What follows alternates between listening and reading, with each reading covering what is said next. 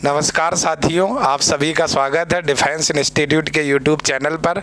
SSC GD के लिए जो सफल बैच की सीरीज चल रही थी, उसी क्रम में हम आपके साथ में हाजिर हैं और उम्मीद करते होंगे कि आप सभी लोग स्वस्थ होंगे, अच्छे से पढ़ाई कर रहे होंगे और आपका परिवार ज़बरदस्त होगा। तो आज की क्लास का बच्चों जो टॉपिक रहने वाला है, वो आज के क्लास का टॉपिक रहने वाला महान्यायवादी अटॉर्नी जनरल ऑफ इंडिया, यानी भारत सरकार का प्रथम विधि अधिकारी। तो आप देख सकते हो क्या लिखा हुआ है बच्चों, महान्यायवादी अटॉर्नी जनरल ऑफ इंडिया, महान्यायवादी। ठीक है, आज की क्लास का बच्चों ये टॉपिक रहने वाला है महान्यायवादी। तो आर्टिकल जो 76 है बच्चों, वो क्या कहता है, महान्यायवादी के पद का प्रावधान करता है। आर्टिकल 76 महान्यायवादी के पद का प्रावधान करता है, आर्टिकल 76। और मतलब क्या है, महान्यायवादी भारत का प्रथम विधि अधिकारी होता है। विधि मतलब कानूनी सलाहकार, ठीक है, अर्थात सरकार का कानूनी सलाहकार होता है। तो एग्जाम में सवाल पूछ सकता है कि भारत का प्रथम विधि अधिकारी कौन होता है। तो भारत का प्रथम विधि अधिकारी महान्यायवादी होता है और सरकार का कानूनी सलाहकार। इसका मतलब सरकार को जो कानूनी सलाह देता है उसी को ही हम लोग क्या कहते हैं, महान्यायवादी, सरकार का कानूनी सलाहकार। इसकी बच्चों जो नियुक्ति की जाती है महान्यायवादी की, वो राष्ट्रपति के द्वारा नियुक्त की जाती है। यानी जो प्रथम विधि अधिकारी होगा, इसकी नियुक्ति किसके द्वारा की जाती है, राष्ट्रपति के द्वारा बच्चों इसकी नियुक्ति की जाती है। और कार्यकाल की अगर बात की जाए तो राष्ट्रपति के प्रसाद पर्यंत कार्य करते हैं। मतलब कि जब तक राष्ट्रपति चाहेंगे तब तक ये पद पर बने रहेंगे, लेकिन जिस दिन इन्होंने कानून से संबंधित अच्छी सलाह नहीं दी, विधि से संबंधित अच्छी सलाह नहीं दी, तो राष्ट्रपति इनको पद से हटा सकता है, पद से हटा सकता है। त्याग पत्र की अगर बात करें तो ये त्याग पद अपना किसको देते हैं, राष्ट्रपति को देते हैं, राष्ट्रपति को देते हैं। ठीक है, तो ये अपना त्याग पद किसको देते हैं, राष्ट्रपति को देते हैं। अगला, अरे योग्यताएं बच्चों पहले होनी चाहिए थी, योग्यताएं, चलो कोई बात नहीं। योग्यताओं में बात करें तो वह भारत का नागरिक हो, ठीक है, सर्वोच्च न्यायालय का न्यायाधीश नियुक्त होने के योग्य हो। मतलब ऐसा व्यक्ति होना चाहिए जो सर्वोच्च न्यायालय का न्यायाधीश नियुक्त होने के योग्य हो। तो ऐसे व्यक्ति को क्या बना दिया जाएगा, महान्यायवादी बना दिया जाएगा। या उच्च न्यायालय में न्यायाधीश के रूप में कार्य करने का 5 वर्ष का अनुभव। मतलब कि सुप्रीम कोर्ट में नहीं, सॉरी, हाई कोर्ट में या उच्च न्यायालय में अगर उसने 5 वर्ष तक न्यायाधीश के रूप में कार्य किया हो, तो ऐसे व्यक्ति को क्या नियुक्त कर दिया जाएगा, विधि अधिकारी या महान्यायवादी। ठीक है, यह सॉरी दोस्तों, उच्च न्यायालय में वकालत का 10 वर्ष तक का अनुभव, यानी कि उसने उच्च न्यायालय में, हाई कोर्ट में 10 वर्ष तक वकालत की हो लगातार। ठीक है, तो ऐसे व्यक्ति को क्या बना दिया जाएगा, महान्यायवादी। ठीक है, 10 वर्ष तक उसने अगर वकालत की हो हाई कोर्ट में। महान्यायवादी की शक्तियाँ और कार्य को बच्चों हम लोग देखते हैं। तो सबसे पहला, संसद के दोनों सदनों व उनके संयुक्त बैठक की कार्रवाई में शामिल होने का अधिकार प्राप्त होता है, लेकिन मतदान करने का अधिकार प्राप्त नहीं होता। तो इसका मतलब ये हो गया, जो महान्यायवादी है वो संसद के 2 सदन, लोकसभा और राज्यसभा, इनकी बैठक में बैठ सकता है, कार्रवाई कर सकता है, लेकिन अगर मतदान की जब बात आएगी तो इसको मतदान करने का अधिकार नहीं होता है, मतदान करने का अधिकार नहीं होता है। ठीक है बच्चों, तो महान्यायवादी को मतदान करने का अधिकार नहीं है। अगला, संसद की समिति में जिसमें उसे सदस्य के रूप में बोलने व शामिल होने का अधिकार प्राप्त होता है। तो जैसे संसद की समितियां बच्चों बनाई जाती हैं, ठीक है, तो उन समितियों में ये सदस्य के रूप में वहाँ पर जाता है और बोलता भी है, बोलने और शामिल होने का इसको क्या अधिकार प्राप्त होता है। और सबसे इम्पोर्टेंट बात, सरकार की ओर से किसी भी न्यायालय में सुनवाई का अधिकार है।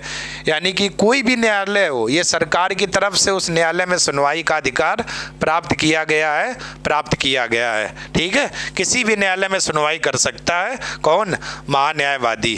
अगला, यदि राष्ट्रपति ने अनुच्छेद 143 के तहत सर्वोच्च न्यायालय से परामर्श मांगा हो तो वह न्यायालय में सरकार का पक्ष प्रस्तुत करेगा। यानी राष्ट्रपति को अधिकार है सुप्रीम कोर्ट से सलाह मांगने का, लेकिन अगर सुप्रीम कोर्ट ने कोई सलाह दे दी है, अब राष्ट्रपति माने या ना माने उसकी मर्जी, लेकिन सुप्रीम कोर्ट बाध्य नहीं कर सकता, मतलब जबरदस्ती नहीं कर सकता। ठीक है बच्चों। अगला, महाभारत का महाधिवक्ता, महान्यायवादी की सहायता के लिए महाधिवक्ता पद की व्यवस्था की गई है। महान्यायवादी का पद एक संवैधानिक पद है, वहीं महाधिवक्ता का पद संवैधानिक ना होकर मात्र वैधानिक पद है, वैधानिक पद है। यानी कि महान्यायवादी जो हैं उनकी सहायता और सलाह के लिए क्या बच्चों, महाधिवक्ता पद की व्यवस्था की गई है, लेकिन महाधिवक्ता का पद संवैधानिक नहीं है, वैधानिक है। ठीक है, तो वही लिखा हुआ है, संवैधानिक ना होकर के वैधानिक पद है। अन्य में बात करूं तो MC शीतलवाड़ प्रथम महान्यायवादी थे जिनका सबसे लंबा कार्यकाल था। वर्तमान में 15वें महान्यायवादी KK वेणुगोपाल हैं, KK वेणुगोपाल। ठीक है, अगर चेंज हो गए होंगे तो आप लोग बच्चों चेंज भी कर लेना, अगर अभी इस समय कोई चेंज हुआ होगा तो अभी तक का ये 15वें का आंकड़ा है। 15वें महान्यायवादी कौन है? KK वेणुगोपाल आपके हैं। अगला बच्चों जो आपकी शुरुआत होती है वो हमारी कहाँ से होगी? संसद में बात करूं तो संसद का उल्लेख किस आर्टिकल में है? 79, 79। वहीं पर राष्ट्र संसद के 3 अंग होते हैं और आप देख सकते हो ये तीनों अंग, ठीक है, संसद के। तो राष्ट्रपति आपका किस आर्टिकल में है? 52 में है। ठीक है, लोकसभा 81 में और राज्यसभा कितने में? 80 में। तो आर्टिकल 81 लोकसभा और 80 में राज्यसभा और 52 में क्या? राष्ट्रपति। तो संसद के अंग 3 होते हैं। अगर वहीं पर बच्चों बात कहे संसद के सदन कितने होते हैं, तो संसद में सदन आपके कितने? 2 सदन होते हैं। कौन कौन सा? एक लोकसभा और दूसरा आपका कौन सा? राज्यसभा।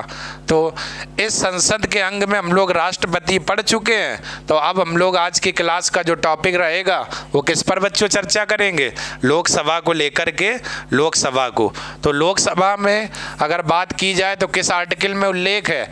81 में है, 81 में है। तो लोकसभा कैसा सदन है? निम्न सदन है। लोकसभा प्रथम सदन है, लोकसभा अस्थायी सदन है और लोकसभा लोकप्रिय सदन है। तो लोकसभा निम्न सदन है। ऐसा क्यों? क्योंकि आप लोगों ने देखा होगा राज्यसभा में जो 12 सदस्य होते हैं वो कला, साहित्य, विज्ञान और समाज सेवा के क्या? विशेषज्ञ होते हैं, यहाँ से लिए जाते हैं। तो अगर व्यवहारिक तुलना कराएं तो लोकसभा में ऐसे सदस्य नहीं होते जो कला, साहित्य, विज्ञान और समाज सेवा के क्षेत्र से लिए जाते हैं, उन क्षेत्रों में विशेषज्ञ होते हैं, वो ऐसे नहीं होते हैं लोकसभा में। इसीलिए लोकसभा को किस सदन में रखा गया? निम्न सदन में, निम्न सदन में। लेकिन वहीं पर बात करें लोकसभा प्रथम सदन है। क्यों है? तो कुछ हद तक शक्तियाँ ऐसी हैं जिन पर अंतिम निर्णय लोकसभा अध्यक्ष का होता है। जैसे धन विधेयक के संबंध में, धन विधेयक के संबंध में अंतिम निर्णय लोकसभा अध्यक्ष का रहता है। बजट के संबंध में अंतिम निर्णय लोकसभा अध्यक्ष का रहता है। लेकिन ये ऐसी शक्तियां राज्यसभा को नहीं प्राप्त हैं, इसलिए लोकसभा को किस सदन में रखा गया है बच्चों? प्रथम सदन में, प्रथम सदन में रखा गया है। लोकसभा अस्थायी सदन है। इसका मतलब लोकसभा 5 वर्ष बाद बच्चों क्या हो जाती? भंग हो जाती है। इसलिए लोकसभा कैसा सदन है? अस्थायी है, अस्थायी है। और लोकसभा कैसा? लोकप्रिय सदन है, लोगों का सदन है, इसलिए लोकसभा क्या हो जाएगा? लोकप्रिय सदन।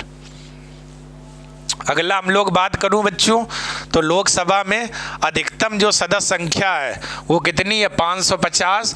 इन 550 में 2 विभाजन होते हैं। 530 राज्यों से लिए जाते हैं और केंद्र शासित प्रदेशों से कितने? 20 सदस्य लिए जाते हैं, 20। वहीं पर वास्तविक सदस्य संख्या मतलब जब संविधान बनकर तैयार हुआ था और निर्धारित की गई थी तो वास्तविक सदस्य संख्या कितनी है? 543। और इसका भी आंकड़ा है 543 में राज्यों से 524 लिए जाते हैं और केंद्र शासित प्रदेशों से कितने? 19 सदस्य लिए जाते हैं, 19 सदस्य लिए जाते हैं। इन सदस्यों का चुनाव कैसे होता है? तो लोकसभा के सदस्यों का चुनाव प्रत्यक्ष रूप से वयस्क मताधिकार के आधार पर होता है। ठीक है, क्योंकि लोकसभा का जब चुनाव होता है, प्रत्यक्ष का मतलब डायरेक्ट जनता वोट करती है, डायरेक्ट जनता क्या वोट करती है। वयस्क मताधिकार का मतलब 18 वर्ष के हुए सभी व्यक्ति जिनको वोट डालने का क्या होता है, अधिकार होता है, वयस्क मताधिकार कहलाते हैं। तो लोकसभा में जब चुनाव होता है सदस्यों को, तो जनता डायरेक्ट वोट करती है, इसलिए लोकसभा का जो चुनाव होता है वो कैसा होता है, प्रत्यक्ष रूप से लोकसभा का चुनाव होता है। ठीक है बच्चों, अगला योग्यताएं देखते हैं। तो लोकसभा का सदस्य के लिए वह भारत का नागरिक हो, ये योग्यता बच्चों सभी में रहना है, वह भारत का क्या हो, नागरिक हो। ये बहुत पूछा जाता है, आयु कितनी होनी चाहिए, तो आयु 25 वर्ष हो, किसी लाभ के पद पर ना हो। ठीक है, कार्यकाल की बात करें तो लोकसभा का कार्यकाल प्रथम बैठक की तारीख से 5 वर्ष होता है। ठीक है, तो इसका मतलब कि जो लोकसभा है इनका जो कार्यकाल रहेगा वो जिस दिन पहली बैठक स्टार्ट होगी उसी पहली बैठक से ही 5 वर्ष होता है, वही लिखा हुआ है। 5 वर्ष की अवधि समाप्त होते ही लोकसभा भंग हो जाती है, परंतु इस अवधि के पूर्व भी प्रधानमंत्री के परामर्श पर राष्ट्रपति भंग कर सकता है। इसका मतलब ये है कि लोकसभा का कार्यकाल होता तो जरूर 5 वर्ष है, लेकिन अगर राष्ट्रपति चाहेगा तो प्रधानमंत्री की परामर्श से लोकसभा को 5 वर्ष से पहले ही भंग कर देगा, समाप्त कर देगा। इसीलिए शुरुआत में लिखा था लोकसभा अस्थायी सदन है। ठीक है बच्चों, तो ये मामला था, लोकसभा का अस्थायी सदन है। इसके बाद ये मोस्ट इम्पॉर्टेंट पॉइंट रहेगा, आपातकाल की स्थिति में लोकसभा का कार्यकाल संसद द्वारा 1 वर्ष तक बढ़ाया जा सकता है। तो कौन बढ़ाता? संसद। और कितने वर्ष तक? 1 वर्ष तक। अगर देश में राष्ट्रीय आपातकाल लगा हुआ है, आपातकाल की स्थिति है, तो लोकसभा देखो, लोकसभा और राज्यसभा कानून बनाते हैं, यही पास करते हैं। तो उस स्थिति में लोकसभा का कार्यकाल 1 वर्ष तक बढ़ा देती, लेकिन कौन बढ़ाएगी? संसद। लेकिन जैसे ही आपातकाल खत्म होगा, 6 माह से ज़्यादा नहीं बढ़ा सकते हैं, 6 माह से ज़्यादा नहीं बढ़ा सकते हैं। ठीक है, तो वही लिखा हुआ, आपातकाल खत्म होने पर 6 माह से ज़्यादा नहीं। तो आपसे सवाल पूछेगा क्या, आपातकाल की स्थिति में लोकसभा का कार्यकाल कौन बढ़ाता है? और पहले ही ऑप्शन पे राष्ट्रपति दिया होगा आपको कंफ्यूजन के लिए, लेकिन आप ध्यान रखना ये काम संसद के द्वारा किया जाता है। अगला गणपूर्ति या कोरम। गणपूर्ति सदन की कुल सदस्य संख्या का 1/10वां भाग होता है। वर्तमान में लोकसभा की गणपूर्ति कितनी है? 55 है। तो गणपूर्ति का बच्चों मतलब ये होता है, लोकसभा में 550 सदस्य हैं, इसका 1/10 निकालेंगे तो कितना आएगा? 55। तो इसका मतलब जब तक लोकसभा में 55 लोग नहीं होंगे तब तक लोकसभा की बैठक नहीं होगी। अगर 55 से 1 भी कम हो गए 54, तो फिर स्थगित कर दी जाएगी। तो लोकसभा में जब तक 55 लोग नहीं आएंगे तब तक लोकसभा की बैठक नहीं होगी। इसी को कोरम कहते हैं। न्यूनतम आवश्यक सदस्यों की संख्या क्या कहलाती है? कोरम कहलाती है। जैसे मैं बोलूं जैसे मैं बच्चों बोल दूं मैं बोलूं कि जब तक क्लास में 15 लोग नहीं आएंगे तब तक क्लास नहीं शुरू होगी। तो न्यूनतम 15 लोग होने चाहिए, इसके ऊपर जितने अधिक हो जाए तो वही जो न्यूनतम 15 लोग हैं उसी को कोरम बोलते हैं। लोकसभा में कोरम कितना? 55 है। ठीक है, अगला स्थानों का रिक्त होना। तो संसद के दोनों सदनों का एक साथ सदस्य निर्वाचित होने पर किसी एक सदन की सदस्यता छोड़ना होगा। अगर कोई व्यक्ति ऐसा है जो संसद के दोनों सदन मतलब लोकसभा और राज्यसभा इन दोनों का सदस्य हो गया है तो उसको किसी एक सदन की सदस्यता छोड़नी होगी। क्लियर बच्चों? अगला, बिना किसी सूचना के 60 दिन तक अनुपस्थित रहता है तो उसकी सदस्यता उस सदन से समाप्त हो जाएगी। तो कोई भी ऐसा सदस्य है जो 60 दिन तक कोई सूचना नहीं देता, ना ही किसी बैठक में जाता है लोकसभा में, ना ही सूचित करता है, तो माना यह जाता है कि उस उस सदस्य का उस सदन से स्थान रिक्त समझा जाएगा। रिक्त समझा जाएगा मतलब खाली हो गया। ठीक है, अगर कोई ऐसा सदस्य है जो 60 दिन तक सदन में अनुपस्थित रहता है और कोई सूचना नहीं देता है तो उसका स्थान उस सदन से रिक्त माना जाता है, रिक्त माना जाता है। क्लियर बच्चों? अगला, लोकसभा के पदाधिकारी में बात करें तो लोकसभा अध्यक्ष और उपाध्यक्ष लोकसभा के पदाधिकारी होते हैं। लोकसभा अध्यक्ष की बात करें तो लोकसभा अध्यक्ष का निर्वाचन लोकसभा के सदस्यों द्वारा किया जाता है। निर्वाचन की तिथि राष्ट्रपति के द्वारा निश्चित की जाती है। ठीक है, तो लोकसभा अध्यक्ष का निर्वाचन लोकसभा के सदस्यों द्वारा किया जाता है और निर्वाचन की तिथि राष्ट्रपति के द्वारा निश्चित की जाती है, निश्चित की जाती है। शपथ ग्रहण, लोकसभा अध्यक्ष एक सदस्य के रूप में शपथ लेता है। उसका शपथ भी कार्यकारी अध्यक्ष द्वारा कराया जाता है। कार्यकारी अध्यक्ष सबसे वरिष्ठ सदस्यों को बनाया जाता है। ठीक है, हालांकि ये शपथ तो लिए होते हैं लेकिन ये एक सदस्य के रूप में लोकसभा अध्यक्ष शपथ लेगा और उन्हीं सदस्यों में से एक कार्यकारी अध्यक्ष बनाया जाता है जो सबसे वरिष्ठ होगा, बुजुर्ग होगा, उसी को अध्यक्ष बना दिया जाता है और तब इनको क्या दिलाई जाती है? शपथ दिलाई जाती है, शपथ दिलाई जाती है। क्लियर बच्चों? अगला, त्यागपत्र की बात करें तो अध्यक्ष उपाध्यक्ष को और उपाध्यक्ष अध्यक्ष को अपना त्यागपत्र देते हैं। मतलब कि दोनों एक दूसरे को अपना त्यागपत्र देते हैं, अध्यक्ष उपाध्यक्ष को और उपाध्यक्ष अध्यक्ष को, दोनों एक दूसरे को अपना त्यागपत्र देते हैं, त्यागपत्र देते हैं। कार्यकाल की अगर बात की जाए तो अध्यक्ष का कार्यकाल लोकसभा विघटित होने तक रहता है, यानी कि जब तक कि लोकसभा समाप्त नहीं हो जाएगी, विघटित नहीं हो जाएगी, तब तक अध्यक्ष कार्यकाल पद पर बने रहते हैं, बने रहते हैं। लोकसभा अध्यक्ष को लोकसभा के प्रभावी बहुमत द्वारा हटाया जा सकता है, परंतु 14 दिन पहले इसकी सूचना लोकसभा अध्यक्ष को देनी होती है। इसका मतलब अगर लोकसभा अध्यक्ष कोई व्यक्ति है और उसको पद से अगर हटाना होगा तो 14 दिन पहले उसको सूचना देनी होगी, फिर वोटिंग कराई जाएगी और उस वोटिंग के तहत इसके अध्यक्ष को क्या कर दिया जाएगा? हटा दिया जाएगा, हटा दिया जाएगा। वेतन और भत्ते की बच्चों बात करें तो लोकसभा अध्यक्ष को राज्यसभा के सभापति के समान मासिक वेतन व भत्ते मिलते हैं और राज्यसभा का सभापति कौन होता है? उपराष्ट्रपति, और उपराष्ट्रपति की सैलरी कितनी है?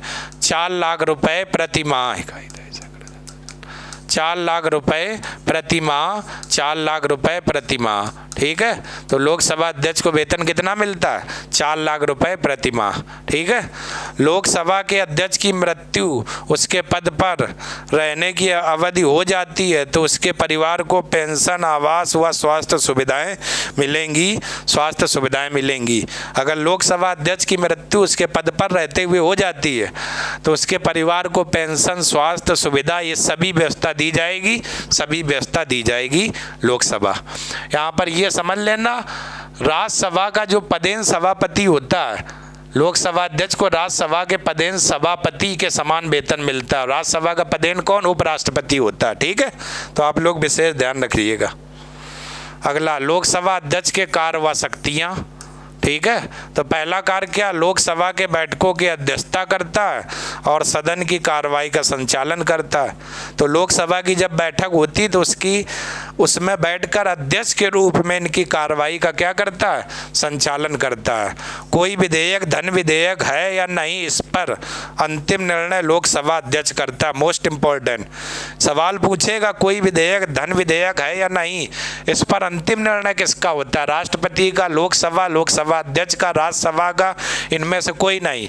तो कोई विधेयक धन विधेयक है या नहीं, इस पर अंतिम निर्णय लोकसभा अध्यक्ष का होता है, लोकसभा अध्यक्ष का होता है। ठीक है बच्चों, तो विशेष ध्यान रखना, अंतिम निर्णय किसका होता है? लोकसभा अध्यक्ष का।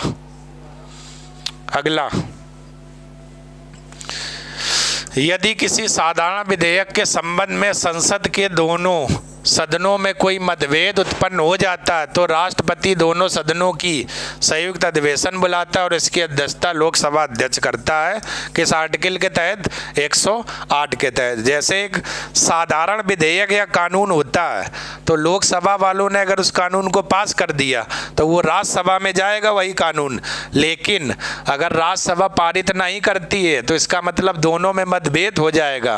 फिर इन दोनों की संयुक्त बैठक बुलाई जाती है। कौन बुलाता है? राष्ट्रपति बुलाता है। और इसकी अध्यक्षता कौन करता है? लोकसभा अध्यक्ष करता है। वही लिखा हुआ है। केंद्रीय मंत्रिपरिषद सामूहिक रूप से लोकसभा के प्रति उत्तरदायी होती है। यदि लोकसभा मंत्रिपरिषद के विरुद्ध अविश्वास प्रस्ताव पारित कर दे तो मंत्रिपरिषद को त्यागपत्र देना होगा, त्यागपत्र देना होगा। इसका मतलब लोकसभा किसके प्रति उत्तरदायी रहती है? मंत्रिपरिषद के प्रति, ठीक है। और यदि लोकसभा मंत्रिपरिषद के विरुद्ध अविश्वास प्रस्ताव पारित कर दे, मतलब कि मंत्रिपरिषद अपना विश्वास खो दे, अविश्वास पारित हो जाए, और अविश्वास प्रस्ताव केवल लोकसभा में प्रस्तुत किया जाता है, मतलब विपरीत पारित कर दे, तो फिर मंत्रिपरिषद को क्या देना होगा?